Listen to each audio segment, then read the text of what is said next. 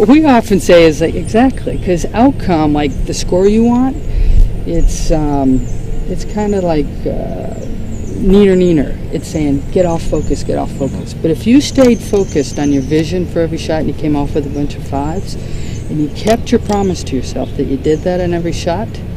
Well, if I did that, I'd be very happy with that if I did that in every shot. That's it. Really? Yeah. Oh, See, okay. that's the whole thing. And I can shoot my 54 then, huh? Yeah. If that were 54. Okay, so let me see if I have this straight. So Dave starts off and he says his goal is to shoot par in every hole. Now that's outcome, right? Yeah, and that's a fine goal. You know, I mean, that's what he wants. Yeah. And, or, you know, like in our case, we talk about a player being able to shoot 54.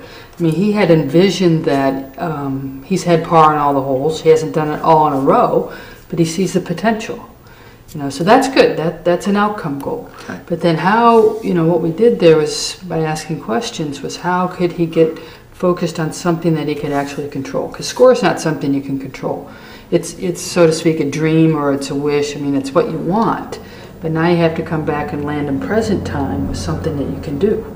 Yeah. Yeah. So you have him focus more on something that he can control that is more related to the process that he needs to get better. Absolutely. And then, you know, part of that is by focusing on something that he can control and then having a way to measure that he's staying committed to that. Because the score becomes sneaky. You know, let's say you make 4 or 5 pars in a row in Dave's case and you go, oh, this is working. You know, and then all of a sudden you get outcome focused again. Or it could just be the opposite, you know, you have a couple bogeys and you go, oh, this process thing, you know, it isn't working. It's like, can I stay committed to it? Yeah. And is that why you had to keep the separate scorecard? Exactly, exactly. Yeah. Because, you know, if you don't keep a scorecard on the process, it can kind of slip away, you know, because all of a sudden, again, you're kind of into, oh, I had a bogey there, or I had a birdie there. Yeah, so it really keeps it right on the front burner. Yeah, absolutely. Okay. And that's we often say that's the game within the game. Yeah. So you keep a promise to yourself. Yeah. That you decided, promise that you can take because it's totally under your control. So with our players, we said we don't want them to go out there unless they have this process focus. So we call it their playing focus. That's what you take with you to play golf with.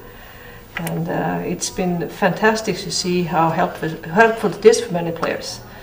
Actually, Annika Sörenstam, she is the only woman who shot 59 in a competitive round, and her playing focus for the round was to make very, very clear, committed decisions and then have 100% courage to go through with the decision as she was swinging. And she kept that focus. That's how you can dare to go really low, because you know you keep on focusing on things in the present and things that are under your control. Right.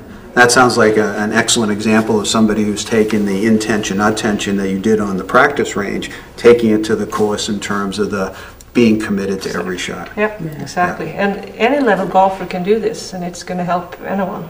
Okay. Yeah, and the cumulative effect of having a playing focus and staying committed to it is that if you do that, you know, you may not get the outcome the first time or the second time, but you're increasing the odds that you are going to achieve that outcome.